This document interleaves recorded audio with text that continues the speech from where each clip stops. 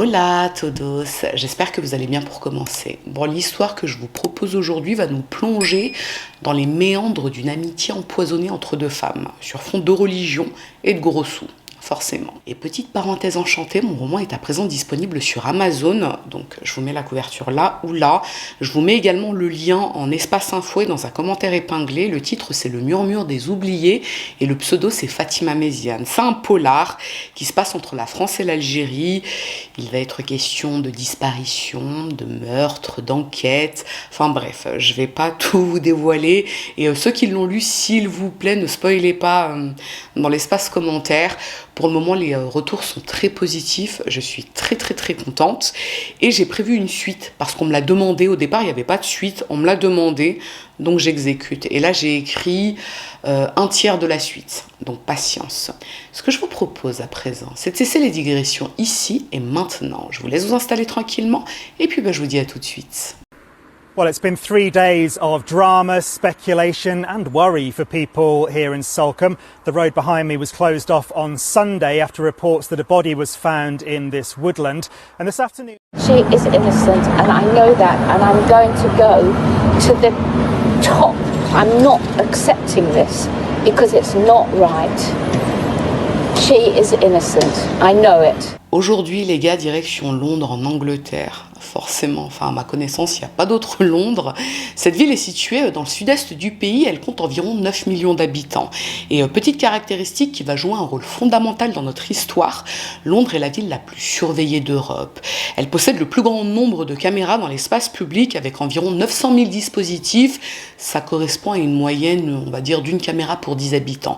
Et c'est d'ailleurs pour ça qu'on surnomme ce pays Big Brother, n'est-ce pas? Et c'est au cœur de Londres que le destin de deux femmes va basculer un beau jour de juin 2021. Commençons par Gemma Mitchell. Gemma est une jeune fille pétillante, brillante et très sociable qui vit dans le quartier pavillonnaire ACUP de Bromsbury Park. C'est dans la banlieue de Brent au nord-ouest de Londres. Gemma est anglaise mais elle est née en juillet 1984 en Australie. On ne sait pas grand-chose de son enfance, si ce n'est qu'elle a une sœur aînée et que sa mère, Hilary Collard, travaillait en Australie pour le bureau des affaires étrangères et du Commonwealth du Royaume-Uni. Ses parents ont divorcé quand elle avait 2 ans et c'est la raison pour laquelle elle est retournée vivre en Angleterre avec sa mère et sa sœur. Apparemment, à partir de là, son père n'a pas vraiment été présent pour elle et sa sœur, donc ils n'ont pas eu énormément de contacts. Malgré ça, Gemma a fait de brillantes études dans des écoles privées réputées comme la King Edward School près de Londres et à l'âge de 20 ans, elle poursuit ses études supérieures au prestigieux King's College de Londres. Le King's College de Londres est l'une des 35 meilleures universités au monde et c'est également l'une des plus anciennes d'Angleterre. C'est pour vous dire le niveau, quoi. Gemma y poursuit des études en sciences humaines et au cours de son cursus, elle suit également un cours sur l'anatomie expérimentale et un autre sur les bases structurelles du fonctionnement humain. Alors ça, c'est un module spécial puisqu'il enseigne aux étudiants comment disséquer le corps humain et il se trouve que Gemma fait preuve d'une telle compétence dans ce domaine qu'en 2009, elle reçoit le prix Hamilton d'excellence en anatomie et elle obtient son diplôme en ostéopathie avec mention très bien. La même année, elle quitte l'Angleterre et elle retourne seule en Australie. Elle s'installe dans la banlieue d'Helensvale dans l'état du Queensland et pendant environ 6 ans, elle pratique l'ostéopathie. Elle a d'ailleurs un site web professionnel à cette époque sur lequel elle affirme être à l'écoute des sujets de neuroanatomie, de génétique et, je cite, de dissection de cadavres humains. C'est pas très ragoûtant, n'est-ce pas? Mais ça confirme le talent qu'elle avait pour cette activité très particulière. Alors, petite parenthèse concernant le métier d'ostéopathe, pour ceux qui ne connaissent pas cette discipline, l'ostéopathie, c'est une pratique de soins non conventionnelle qui repose sur des manipulations manuelles du système musculo-squelettique. Ouais, l'ostéopathe traite le corps dans sa globalité en essayant de trouver l'origine de la douleur et la différence avec le kinésithérapeute, c'est que lui utilise plutôt des techniques de rééducation pour corriger les articulations des muscles à cause d'une pathologie ou d'un accident par exemple. Cela dit, les compétences de ces deux métiers sont complémentaires et à titre perso, j'ai dû voir un ostéopathe à plusieurs reprises quand j'avais mon énorme tacos dans la gorge et franchement, c'est le feu les gars, c'est trop bien, c'est... Pour en revenir à Gemma, elle retourne donc en Angleterre en 2015 dans le but d'ouvrir son cabinet, mais lorsqu'elle entame ses démarches, elle découvre que sa licence professionnelle acquise en Australie n'est pas valide en Angleterre. donc elle ne peut pas exercer sa profession. Elle n'est pas inscrite au General Osteopathic Council, qui est l'autorité compétente pour la profession d'ostéopathe au Royaume-Uni, si bien qu'elle se retrouve sans emploi et par conséquent sans revenu. Alors je ne sais pas précisément à combien de temps prennent les démarches, mais à ce moment-là, Gemma est contrainte de s'installer dans la maison familiale. Il y a sa mère qui est désormais retraitée, sa sœur et son beau-frère, ainsi que sa grand-mère maternelle, Iris, avec laquelle elle est très proche d'ailleurs. Et pour ceux qui se posent la question, c'est une très grande maison qui est estimée à environ 4 millions de livres sterling, soit plus de 4,5 millions d'euros. Donc chacun a son espace et son intimité. Et pourtant, rien ne se passe comme prévu pour Gemma. Tout d'abord, elle perd sa grand-mère au cours de l'année 2016, donc même pas un an après son installation. Et c'est un choc pour Gemma, puisqu'elle était très proche d'elle. Et ajoutez à ça qu'après le décès d'Iris, donc sa grand-mère, Gemma est condamnée pour agression à l'encontre de sa sœur. Alors on ne connaît pas tous les tenants et les aboutissants de cette histoire, mais en gros, Gemma et sa sœur ont une relation très tumultueuse. Elles ne s'entendent pas. Et a priori, la sœur de Gemma a obtenu une ordonnance de non-molestation contre sa sœur. Alors en droit anglais, c'est un type d'injonction qui peut être demandée par une victime de violences domestiques à l'encontre de son agresseur. Le but, c'est de mettre fin au harcèlement dont une personne serait victime. Et la violation de cette ordonnance est considérée comme une infraction pénale. Mais en l'occurrence, Gemma a bénéficié d'une libération conditionnelle pour ce délit. Alors ça, c'est quand même un événement qui interroge sur le climat qui règne dans cette maison, les gars. Et les tensions sont telles qu'en 2017, la sœur de Gemma et son époux quittent définitivement la propriété pour s'installer ailleurs. À partir de là, Gemma et sa mère Hilary occupent la maison à deux. Gemma au premier étage et Hilary au rez-de-chaussée. Et c'est durant cette période que Gemma, qui est en deuil et complètement désœuvrée, se plonge dans la religion, plus précisément dans le protestantisme. Et quand je vous dis plonger, les gars, c'est le grand saut, ça devient une obsession pour elle. À tel point qu'en 2018, elle contacte même un prêtre pour qu'il l'exorcise de tous les démons qui la hantent. Elle s'est d'ailleurs rendue à cette séance d'exorcisme avec un ami qui a ensuite été interrogé et il a raconté que ça ressemblait à un film d'horreur. Le prêtre a posé ses mains sur le front de Gemma, il a récité des versets de la Bible et Gemma a réagi comme dans L'Exorciste. Elle s'est contorsionnée, elle poussait des râles et des cris et elle s'est écroulée au sol et immobilisée. Et au fur et à mesure, Gemma, qui au départ était une jeune femme brillante et sociable, va progressivement s'isoler et se renfermer. Et ça se voit physiquement. Quand elle sort dorénavant, elle est totalement négligée. Ses vêtements sont sales et ses cheveux sont gras et décoiffés. Et allez savoir pourquoi, au cours de l'année 2019, donc peu après l'épisode Conjuring, Hilary charge Gemma de s'occuper de la rénovation de leur maison. Bon, alors oui, on pourrait se dire qu'Hilary voulait occuper sa fille pour qu'elle sorte un peu plus, qu'elle se sociabilise un peu plus. Mais à titre perso, moi je vois ma gamine en train de nous faire un remake de L'Exorciste, je vais pas lui demander de s'occuper de la maison. Je vais même pas la garder dans la maison. Bon, la maison en question, c'est une vieille bâtisse familiale qui est un peu délabrée. Alors certes, elle tient debout, mais le chauffage ne fonctionne plus et il y a un gros trou dans la toiture. Ce sont de très très gros travaux de réparation à effectuer urgemment. Et en plus de ça, la mère et la fille souhaitent faire construire un étage supplémentaire. Alors pourquoi un étage supplémentaire, me direz-vous, alors qu'elles ne sont que deux dans cette vaste demeure ? Eh bien parce qu'elles aiment accumuler des objets plus ou moins utiles. Des meubles, des papiers, du carton et tutti quanti. Donc au lieu de dégager tout ça, elles préfèrent agrandir l'espace disponible pour pouvoir accumuler davantage d'objets. On peut comparer ça, je pense, au syndrome de Diogène. Vous savez, c'est le fait d'accumuler des objets inutiles et de négliger son hygiène personnelle. D'ailleurs, c'est un trouble qui découle souvent d'un traumatisme comme la perte d'un être cher, un problème de santé mentale ou une dépression. Toujours est-il que Gemma fait appel à 2 entrepreneurs en bâtiment pour la rénovation de la maison. Elle est déterminée, elle s'organise, elle leur reverse même un acompte de 270 000 €, mais peu après avoir commencé les travaux, ils se déclarent en faillite. Ça, c'est une dinguerie, les gars. La maison est en chantier, c'est le bordel, tout a été laissé en plan, et dans la mesure où les entrepreneurs ont été déclarés en faillite, eh bien Gemma et sa mère ne reverront jamais leur argent. Et c'est dans ce contexte qu'en août 2020, Gemma fait la connaissance de Mi Quen Chong, surnommée Debra Chong. Gemma et Debra fréquentent la même congrégation religieuse à Londres et c'est dans cette congrégation qu'elles se rencontrent et font connaissance. L'église s'appelle Emmanuel Center. Debra, c'est une fervente chrétienne de 67 ans qui est totalement dévouée à son église. Elle fait partie de la chorale, elle assiste régulièrement aux événements et elle est très sociable. Elle rencontre d'ailleurs souvent les autres membres pour prendre une tasse de thé et tisser des liens d'amitié. Si bien que malgré leurs différences d'âge, Gemma et Debra sympathisent et deviennent rapidement amies en dehors de l'église. Alors pour vous parler un peu du background de Debra, elle est d'origine malaisienne et elle s'est installée à Londres en 2004. Elle réside dans le paisible quartier de Wembley dans une belle maison à 2 étages sur Chaplin Road. Elle y a a longtemps vécu avec son mari, mais depuis son décès, quelques années plus tôt, elle partage sa maison avec un locataire, David Klein. Bon, a priori, d'après certains articles que j'ai lus, elle n'a pas eu d'enfant avec son époux et tous ceux qui la côtoient disent d'elle qu'elle est gentille, douce et très généreuse. C'est pas rare, par exemple, qu'elle donne de l'argent à ses amis qui en ont besoin. C'est vraiment une gentille dame, mais c'est surtout une personne fragile. Depuis le décès de son mari, sa santé mentale n'a pas cessé de décliner.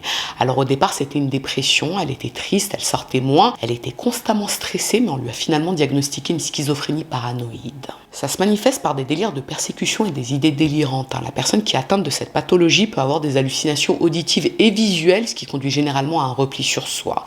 Et concernant Debra, même si elle a finalement été mise sous traitement, elle affirme qu'elle parle régulièrement avec le prince Charles et le Premier ministre, Boris Johnson. Des personnes de son entourage témoignent même l'avoir vue mettre la table en prévoyant un couvert pour ses deux convives qui devaient la rejoindre pour le dîner. Et elle leur envoie également des lettres personnelles, et quand ils parlent dans une vidéo sur YouTube, elle affirme qu'il s'adresse à elle. Debra a bien sûr des moments de lucidité grâce à son traitement. Elle comprend par moments qu'elle déraille. Et justement, elle en parle à Gemma. C'est une vraie souffrance pour elle, d'autant qu'elle n'a pas de famille à Londres. Et c'est là que Gemma propose à son amie de mettre ses compétences ostéopathiques à son service. Gemma sera sa guérisseuse spirituelle. C'est gentil ça, non ? Est-ce que vous pensez vraiment que je vous parlerai de cette histoire si ce geste était désintéressé ? On se concentre les gars. Si Gemma propose à Debra de l'aider, c'est pas par charité chrétienne, loin de là. C'est tout simplement parce qu'elle a été témoin de la générosité financière de Debra. Et elle veut elle aussi croquer dans la pomme. À partir du mois de septembre, donc même pas un mois après leur rencontre, les deux femmes s'échangent des centaines de SMS. Debra est totalement sincère et transparente avec son amie. Elle lui parle de tout, notamment du fait qu'elle désire laisser sa maison à une œuvre de charité pour éviter de payer les droits de succession qui sont vraisemblablement très élevés en Angleterre, mais également en France. Bref, quand elle confie ça à Gemma, Gemma saute sur l'occasion pour suggérer à Debra de lui donner la maison pour qu'elle se charge, elle, de la vendre après sa mort. Et elle lui promet qu'elle se chargera de remettre l'argent à une œuvre de charité du choix de Debra. Déjà, là, ça commence à sentir mauvais, les gars. Qui demande à une pote de 1 mois de lui léguer sa maison ? En novembre 2020, c'est au tour de Gemma de se confier à Debra. Elle lui explique tous les déboires qu'elle et sa mère ont rencontrés au sujet de leur propriété familiale et bien sûr, elle lui raconte ce qui s'est passé avec les entrepreneurs qui les ont volés. Et comme on pouvait s'y attendre, Debra va faire preuve de générosité. Elle propose à Gemma de lui donner l'argent pour les rénovations de sa maison, mais elle lui précise qu'elle veut d'abord rencontrer sa mère. Et Gemma accepte, évidemment. Et les trois femmes se rencontrent au mois de décembre. Et après cette rencontre, Debra confirme à Gemma qu'elle accepte de lui donner environ 235 000 €. Et là, je vous laisse imaginer Gemma se frotter les paluches en lisant ce message. 235 000 € les gars. C'est génial ça. Mais manque de bol, peu de temps après cette promesse de don au printemps 2021, la santé mentale de Debra se détériore à nouveau, mais radicalement. Elle a des crises de paranoïa assez sérieuses qui entraînent son hospitalisation puis son placement dans un service de santé mentale. Là, elle reçoit un traitement médicamenteux beaucoup plus lourd que celui qu'elle avait jusque-là, et même si physiquement ça lui met une frappe, psychologiquement ça va beaucoup mieux. Elle reste une quinzaine de jours hospitalisée, elle ressort et le 8 juin 2021, elle envoie un message à Gemma pour lui expliquer qu'elle a changé d'avis. Elle ne veut plus lui donner l'argent. Elle lui conseille également de vendre sa maison et de profiter de la vie avec la somme qu'elle aura récupérée. Parce que bon, à quoi est-ce que ça sert de se pourrir l'existence en se lançant dans des réparations qui vont finir par les ruiner? Et elle ajoute qu'elle est assez stressée en ce moment et qu'elle préfère ne plus la voir pendant un temps, au moins jusqu'à ce qu'elle vende sa maison. Est-ce que Debra a compris que Gemma cherchait à l'entuber? Est-ce que justement elle attend qu'elle vende sa maison pour s'assurer qu'elle ne lui gratte plus d'argent? C'est possible. D'ailleurs, le 9 juin, donc le lendemain, Debra s'entretient avec l'assistante sociale qui est chargée de son suivi médical. Donc peut-être que des conseillers du centre médical lui ont conseillé de ne pas donner suite à cette histoire de don, vu son extrême vulnérabilité. Debra rentre chez elle déterminée à prendre davantage soin de sa santé mentale et physique. Et 2 jours plus tard, donc le 11 juin, David Klein, le locataire de Debra, appelle la police pour les informer qu'elle a disparu de son domicile et qu'elle est introuvable. Il leur précise qu'en raison de son état de santé mentale, il est légitime de s'inquiéter. Il leur explique également que la dernière fois qu'il l'a vue, c'était le 9 juin. Ce jour-là, il l'a accompagnée pour une promenade et après ça, il ne l'a plus revue. Les gars, c'est à partir de là qu'on va pouvoir mesurer l'efficacité redoutable des caméras de surveillance londoniennes. En tout cas, progressivement, le temps que les enquêteurs récupèrent tous les enregistrements. Ils visionnent tout d'abord les images datant du 9 juin. Et ça confirme les déclarations de David. On peut voir Debra et lui marcher à proximité de leur domicile. Et ce qu'on peut constater également, c'est que Debra a beaucoup de difficultés à marcher. Les enquêteurs continuent d'investiguer et quelques jours après, Gemma contacte David pendant l'enquête et elle le rassure. Elle lui raconte que Debra lui a confié qu'elle avait l'intention de partir en Malaisie pour voir sa famille. C'est un voyage qu'elle aurait planifié depuis plus d'1 an déjà pour changer d'air et pour se ressourcer. Ok, mais David trouve ça bizarre. Pourquoi Debra ne lui a pas parlé de son voyage alors qu'ils sont très proches ? Ils vivent ensemble quand même. David rappelle les enquêteurs et il leur parle de cette conversation avec l'ami de Debra. Apparemment, elle est partie en voyage sans en informer personne, hormis cet ami. Les enquêteurs vérifient les comptes bancaires de Debra, mais rien. Il n'y a eu aucun mouvement après sa disparition. Pas de billets d'avion achetés, pas de commande de taxi ou d'Uber, rien. Et pendant 16 jours, les enquêteurs vont compiler tous les enregistrements de la ville pour tenter de retrouver la trace de Debra. Jusqu'au 27 juin 2021. Ce jour-là, à plus de 320 km de Londres, un groupe de touristes est en train d'effectuer une agréable balade en forêt à Salcombe. Salcombe, c'est une charmante station balnéaire qui est située dans le Devon, au sud-ouest de l'Angleterre. Il fait beau, les touristes se baladent gaiement, insouciants, quand soudain ils font une découverte bien macabre. Emergency. Hi, I've just found a body. Au bord d'un chemin, en contrebas d'un escalier en bois, il tombe sur un corps en état de décomposition, auquel il manque la tête. Et je vous laisse imaginer l'odeur, les gars. Et j'avoue que ces dernières semaines, j'ai fait beaucoup d'histoires où il est question de têtes coupées et d'odeurs nauséabondes. Toujours est-il que les touristes sont complètement paniqués, ils sont dégoûtés, effrayés. Et l'une des femmes appelle les urgences qui se rendent immédiatement sur les lieux. Et il s'agit d'un corps de femme. Et je pense qu'on a tous compris de qui il est question, n'est-ce pas ? Il n'y a pas vraiment de suspense, j'avoue. Bref, c'est un corps de femme âgée. Et à côté du corps, les enquêteurs retrouvent la carte de visite d'une église et des extraits de Bible. Et après 5 jours de recherche supplémentaires, la police finit par retrouver le crâne de Debra, pas très loin de l'endroit où se trouvait son corps. Le mystère sur l'identité du corps a bien sûr été percé rapidement. La police sait à présent qu'il s'agit de Debra Chong. Ça n'a pas été difficile de faire le lien. Une femme âgée disparue à Londres, un cadavre de femme âgée retrouvé à 300 km. Voilà. Toujours est-il que les restes sont autopsiés, mais malheureusement, l'examen ne permet pas de déterminer avec exactitude la cause de la mort à cause de la décomposition. Cela dit, d'après le médecin légiste, il y a une fracture au crâne et plusieurs blessures, ce qui suggère un meurtre. L'autopsie révèle également que la tête n'a pas été séparée du corps par un animal, mais plutôt que la victime a été décapitée, ce qui confirme le meurtre. Et la mort remonte à 15 jours au minimum, ce qui correspond au moment où Debra a été portée disparue. Et à la lumière des conclusions de l'autopsie et des circonstances dans lesquelles Debra a été portée disparue, il ne faut pas longtemps aux enquêteurs pour trouver un suspect tout désigné, ou plutôt une suspecte toute désignée, n'est-ce pas ? Qui a appelé David pour faire croire que Debra partait en vacances en Malaisie ? Gemma. On a retrouvé des pages de la Bible et une carte de visite de l'église de Debra à côté du corps. Qui fréquentait la même congrégation religieuse que Debra ? Gemma. Debra a été décapitée. Qui a fait des études d'anatomie humaine ? Gemma. Et ce sont les caméras de surveillance de la ville qui vont permettre aux enquêteurs de reconstituer le scénario le plus plausible autour de la mort de Debra. Ils récupèrent les enregistrements des caméras qui se trouvent à proximité du domicile de Gemma et sa mère et les images vont être très bavardes, notamment pour la journée du 11 juin, donc aux alentours du jour où Debra a disparu. Sur les images, on peut voir Gemma sortir de chez elle dès 6h15 du matin. Elle porte un chapeau, un sac à dos et elle tient une grosse valise bleue qui semble légère à en juger par la façon dont elle la traîne. Elle est de nouveau filmée dans la rue à 6h40 et à ce moment-là, elle a changé de vêtements. Elle porte un masque et elle a apparemment placé son sac dans sa valise puisqu'elle ne le porte plus sur le dos. Et vu la direction qu'elle prend, elle se dirige vers la maison de Debra. À 7h56, on la voit à nouveau vers chez Debra, mais cette fois, elle ne porte plus son bonnet, juste son masque. Plus de 4 heures après, à 12h56, on la voit marcher en sens inverse, c'est-à-dire en direction de chez elle. Mais cette fois avec son sac à dos et 2 valises, une dans chaque main, dont la valise bleue qu'elle avait à l'aller. Et cette fois, les valises qu'elle traîne derrière elle semblent plus lourdes puisque Gemma avance lentement. On la voit s'arrêter à plusieurs reprises pour reprendre des forces et son souffle, puis sur le trajet, elle finit par s'arrêter pour appeler un taxi. Elle l'attend patiemment pendant 40 minutes et elle finit par arriver chez elle à 16h16. Plus tard dans la journée, les caméras la captent à l'hôpital Saint-Thomas, dans le centre de Londres.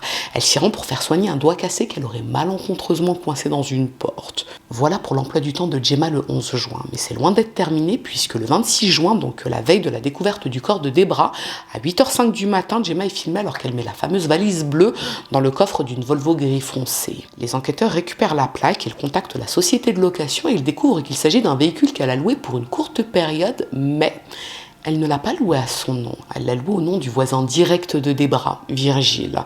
Et c'est même pas fini, puisque lorsque les enquêteurs voient le nom du locataire du véhicule, ils découvrent qu'il est en fait mort récemment et que sa ligne téléphonique a été réactivée peu après son décès. et utilisée. Bon, là, je pense que vous avez compris ce qu'il s'est passé. En fait, Gemma a appris le décès du voisin de Debra et elle savait que le domicile de Virgile était resté tel quel depuis son décès puisque c'était très récent. Donc le 11 juin, après le meurtre de Debra, elle est rentrée par effraction chez Virgile et elle lui a volé ses papiers pour louer un véhicule et elle a réactivé sa ligne téléphonique. Le but était de ne pas avoir son téléphone portable à elle sur elle pour ne pas être géolocalisable. Mais à ce stade, on peut quand même affirmer que Gemma n'est pas la chips la plus croustillante du paquet ou encore la mahjouba la plus farcie du plateau. Pourquoi être aussi ingénieuse en louant un véhicule au nom du voisin et en utilisant le téléphone portable du voisin si c'est pour ne pas se méfier des caméras installées dans toute la ville? Ça n'a pas de sens. Bref, ce 26 juin, on voit Gemma charger la valise dans la Volvo. Elle s'arrête dans une station-service pour faire le plein de carburant et elle reprend la route en direction du sud-ouest. Mais manque de bol, elle crève un pneu en plein trajet et elle est obligée de contacter l'assistance dépannage pour faire remplacer le pneu crevé. Lee Gardon, le mécanicien qui est intervenu sur les lieux, dira plus tard que Gemma semblait confuse et désorientée et elle lui avait intimé l'ordre de ne surtout pas ouvrir le coffre. Mais il se souvient qu'il y avait une odeur très désagréable qui provenait justement du coffre. Toujours est-il que Gemma reprend la route en direction du sud-ouest et d'après les caméras, elle arrive à Salcombe à 21h15. Salcombe, c'est précisément l'endroit où le corps de Debra a été retrouvé le lendemain. Coïncidence? Certainement pas. Environ 45 minutes plus tard, son véhicule reprend la route en sens inverse et Gemma retourne chez elle et sa mère. Bon, je pense qu'il n'y a plus trop de mystère là à ce stade. Le 6 juillet à 23h45, la police se rend à son domicile pour l'interpeller. Les enquêteurs frappent, pas de réponse. Et au moment où ils s'apprêtent à défoncer la porte, Gemma leur ouvre. Elle leur explique qu'elle ne les avait pas entendus. Là, les policiers lui expliquent qu'elle est en état d'arrestation pour meurtre. Ils lui mettent les menottes et étrangement, elle ne pose pas de questions. Comme si elle savait le pourquoi du comment. Elle se contente simplement de leur demander si elle peut enfiler ses chaussures. Hilary est présente, donc la mère de Gemma, mais dans la mesure où elle n'avait aucun lien avec Debra et qu'on ne la voit pas sur les images, elle est écartée de l'enquête. Cela dit, tandis que Gemma est conduite au commissariat, la maison est perquisitionnée. Et les enquêteurs ne vont pas être déçus. Bon, déjà c'est crade, et c'est pas seulement désordre, c'est vraiment crade, en plus d'être rempli de meubles et d'objets plus ou moins utiles, inutiles. C'est le mot, inutile. Mais ça, je vous l'avais expliqué, Gemma et sa mère accumulent des meubles cassés, de la vaisselle cassée, des cartons, bref, c'est ignoble. Et dans la cuisine, il y a de la nourriture avariée, le sol est collant et un peu partout, il y a des documents et toutes sortes de paperasseries. Et pareil, dans chaque pièce de la maison, c'est dégueulasse, ça pue, les sols sont collants, un peu comme dans l'émission là qu'on aimait tous regarder, même si ça nous répugnait, c'est du propre, je crois que ça s'appelait comme ça. Il y a aussi la version anglaise. D'ailleurs, je crois qu'il y a d'abord la version anglaise et qu'ensuite la version française est arrivée. Enfin bref. Bon, c'est crade, mais on va dire que c'est pas le plus important ici, puisqu'en fouillant, les enquêteurs mettent la main sur des documents très intéressants et très incriminants pour Gemma. Les papiers d'identité de Debra Chong et de son voisin Virgile. Et en fouillant l'ordinateur de Gemma, les enquêteurs découvrent un testament trafiqué au nom de Debra, dans lequel Gemma et sa mère sont désignés comme les seuls bénéficiaires par Debra qui leur lègue toute sa fortune. Un peu plus de 800 000 euros, les gars. 95% pour Gemma et 5% pour Hilary. C'est une gourmande, Gemma, puisqu'elle n'a pas laissé un seul petit pourcent pour la famille de Debra. Et là encore, le pauvre Virgile, qui n'a rien demandé à personne, se voit mis à contribution du fond de sa tombe, puisque sa signature contrefaite, bien sûr, figure en tant que témoin des dernières volontés de Debra Chong. Alors lui, il a été utilisé jusqu'au bout, miskin. Et comme si c'était pas suffisant, qu'est-ce qu'on retrouve sur le toit des voisins de Gemma et Hilary ? La valise bleue de Gemma. Elle a été analysée et on retrouve dans une poche de la valise un torchon avec du sang de Debra. 2 jours après son arrestation, Gemma est soumise à un interrogatoire et à toutes les questions qui lui sont posées, elle répond inlassablement « no comments ». Pas de commentaires. Donc sur ce coup, désolé les gars, mais je vous annonce que vous n'aurez pas le droit à mon sempiternel. Ce n'est pas ce qu'on croit, elle va tout nous expliquer, puisqu'elle ne dira strictement rien, hormis qu'elle n'a pas de commentaires à faire. Voilà. Is that right, Gemma? No comment. Bon, soit qu'aurait-elle pu dire pour se défendre, franchement, il suffit de se pencher pour trouver des preuves contre elle. Et concernant le mobile, même si elle nie, on se doute bien que c'est pour l'argent. Son procès s'ouvre en octobre 2022 à Londres et tout comme pendant sa garde à vue, elle nie catégoriquement avoir assassiné Debra Chong. Elle n'a pas de commentaire à faire si ce n'est qu'elle ne l'a pas tuée et elle refuse également de témoigner pour sa défense. Mais pour ses avocats, Gemma est innocente. Ils affirment même qu'il n'y a aucune preuve contre elle dans ce dossier. On n'a pas retrouvé de traces d'ADN qui relient Gemma à Debra si ce n'est le torchon taché du sang de Debra. Mais c'est un détail ça. Pour les avocats de Gemma, c'est pas suffisant pour faire condamner leur cliente. Et puis on n'a retrouvé aucune trace de lutte au domicile de Debra. C'est bien la preuve que Gemma ne lui a rien fait. Bon, après, faut garder en tête que la défense se défend comme elle peut parfois. Et concernant le possible mobile financier qui sera à l'origine de l'assassinat de Debra, les avocats de Gemma affirment qu'elle n'avait pas besoin d'argent, puisque souvenez-vous que la propriété familiale valait au moins 4 millions de livres sterling, et Gemma avait environ 110 000 € sur son compte en banque. Donc pourquoi aurait-elle tué son amie pour son argent ? L'accusation de son côté allègue que d'après les conclusions de l'autopsie, même si on ne connaît pas la cause exacte du décès de Debra, ça pourrait être soit lié à une chute après avoir été poussée, soit un coup porté à la tête par une arme contondante.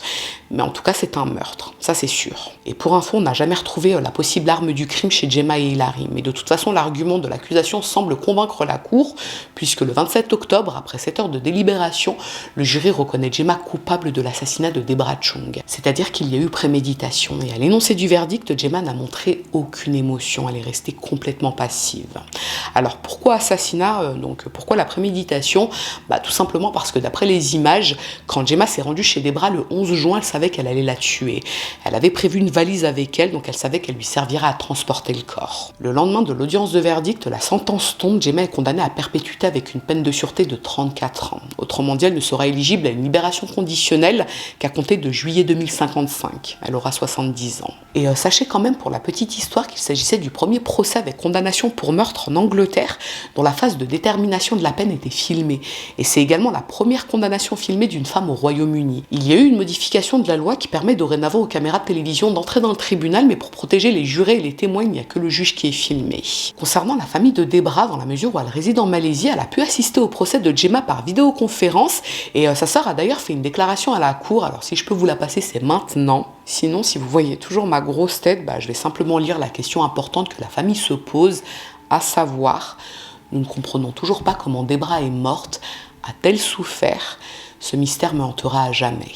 Dans la mesure où Gemma n'est pas passée aux aveux et qu'elle n'a fourni aucune explication, on ne sait pas précisément ce qui lui est arrivé. Et malheureusement, ça arrive dans beaucoup d'affaires, le coupable ne passe jamais aux aveux et la famille reste avec cette question en suspens. Et pour ceux qui se posent la question sur l'implication d'Hilary, la mère de Gemma, elle n'a pas été poursuivie puisqu'a priori il n'y avait aucune preuve de sa complicité. Cela dit, elle ne cesse de dire que sa fille est innocente. Elle n'a rien à voir avec la mort de Debra. Mais bon, c'est sa mère et d'ailleurs ça me rappelle un dicton algérien que ma mère nous disait quand on était petit. En gros, demande au chat s'il est coupable et il te dira de poser la question à sa queue qu'il le défendra. Bon, c'était un bail comme ça, je me rappelle plus exactement les tenants et les aboutissants, mais je sais qu'il y avait une histoire de chat. Et que ça a un rapport avec ce que je viens de vous dire. Dans le cas d'Hilary, elle est même allée jusqu'à affirmer que le 11 juin, donc le jour du meurtre de Debra, Gemma est bien rentrée avec la valise bleue, mais il n'y avait pas de corps dedans. Uniquement de la vaisselle, des couverts et des torchons. Et après le procès, Hillary a été interviewée par une chaîne de télévision australienne et elle a quand même dit de sa fille qu'elle était idiote, très intelligente mais perturbée, donc pas capable en gros de tuer Debra Chung. She's not a killer. I know she's not. I mean, I know you don't believe me, but I'm telling you that Gemma did not commit this crime. Bon, il n'y a rien qui va dans cette interview, on est bien d'accord. Et beaucoup se demandent si elle n'est pas impliquée en fait. Et elle tente de protéger sa fille pour se protéger d'une certaine façon. Alors pourquoi ? La police part du principe que le corps de Debra est resté 15 jours chez Gemma et sa mère, puisqu'elle a été tuée le 11 juin et le corps a été déposé dans la forêt le 26 juin. Jusque-là, vous me suivez. On suppose que Gemma a laissé la valise avec le corps dans le jardin. On est en plein été, les gars. Il fait chaud, le corps s'est décomposé assez vite. Ça devait puer à la muerte. Donc comment Hillary n'a rien remarqué ? Alors oui, c'est crade chez elle, ça pue, c'est même insalubre, mais au point de supporter sans sourciller l'odeur d'un cadavre en décomposition. Et puis pourquoi Gemma a ajouté sa mère au testament de Debra si vraiment elle n'était au courant de rien ? Est-ce que justement Gemma ne l'aurait pas ajouté en échange de sa complicité, aussi minime soit-elle ? Comme garder la valise dans le jardin, ce qui pourrait justifier qu'elle soutienne que sa fille est innocente malgré le raz-de-marée de preuves contre elle. Bon, c'est vrai qu'il y a pas mal de zones d'ombre la concernant, et puis il y a pas mal de questions qui subsistent également par rapport à Gemma. Pourquoi est-ce qu'elle a conservé le corps de Debra pendant 2 semaines ? Pourquoi l'a-t-elle décapité? Est-ce que ses cours d'anatomie lui manquaient? Et puis pourquoi avoir déposé le corps à Salcombe? Est-ce qu'elle avait prévu de le déposer ailleurs, mais dans la mesure où son pneu a crevé, elle s'est rabattue sur Salcombe? Et puis même le mobile, c'est pas très clair, les gars. Gemma aurait tué Debra pour récupérer l'argent, en tout cas c'est ce que ça laisse penser par rapport au testament. Mais à côté de ça, elle et sa mère n'étaient pas au bord du gouffre financièrement, c'est tout le contraire même. Donc bon, c'est vrai que c'est assez bizarre. Certains émettent l'hypothèse que dans la mesure où Gemma était complètement instable et dépressive depuis son retour en Angleterre en 2015, elle a peut-être voulu prouver à sa mère qu'elle était capable de récupérer l'argent perdu à cause des deux entrepreneurs. Ou alors elle a voulu se venger de cet ami qui lui avait fait une promesse et qui s'était ensuite rétracté. Bon, en tout cas, ça justifie pas ce qu'elle a fait à son ami, et c'est sans doute ça le plus triste dans cette histoire. Debra était une vieille dame pieuse, vulnérable, sans histoire, et il a fallu cette rencontre au sein de l'église carrément pour tomber sur la folle du bus. Est-ce que sa solitude a joué dans cette affaire? C'est fort probable. Si Debra avait été davantage entourée d'une famille argentant, peut-être que Gemma aurait eu plus de difficultés à l'approcher. Bon, en tout cas, je le pense, et vraiment, cette histoire, elle m'a trop peinée. Elle la rencontre et quelques mois après, elle se fait dézinguer, la pauvre dame. Ah, je sais pas, je me demande si elle n'avait pas des problèmes psychologiques un peu plus profonds quand même, Gemma, avec ses histoires d'exorcisme et compagnie. Bon, j'évite de trop parler de ça parce que je suis toute seule et je n'aime pas parler de ça. Donc voilà, je vais vous laisser me mettre en espace commentaire ce que vous avez pensé de cette histoire. Si vous la connaissiez, moi je ne la connaissais pas du tout et je pense que c'est lié au fait que ça s'est passé en plein Covid, parce que du coup on avait peut-être moins de médiatisation par rapport à certaines choses. Mais voilà, vous n'hésitez pas à me mettre en espace commentaire quelle est votre théorie, pourquoi est-ce que Gemma a assassiné Debra. Et puis franchement, la meuf elle fait des stratagèmes de ouf. Ligne téléphonique du voisin décédé, location au nom du voisin décédé, pour se faire filmer comme une idiote par les caméras de la ville. Bon, ouais, peut-être qu'elle pensait qu'elle serait méconnaissable avec son masque, je sais pas, c'est complètement fou. Enfin bref, ce que je vous propose à présent, c'est que si cette affaire vous a intéressé, à défaut de vous avoir plu, n'hésitez pas à me mettre un petit j'aime sous la vidéo, mais surtout, n'hésitez pas à vous abonner, c'est encore mieux. Je vous dis à très bientôt. You say you saw Gemma pack her suitcase to go to Salcombe that day. Have you ever worried that perhaps you might be charged as an accessory to this murder or somehow being complicit in it all? No, because I've had nothing to do with it. Absolutely nothing to do with it. I mean, I saw the suitcase when she came back from Deborah's house, when she was supposed to have murdered her, and all there was in it was a saucepan, some kitchen utensils, there was some towels, there were tins, there were books. They were all heavy things, but there wasn't a body in there.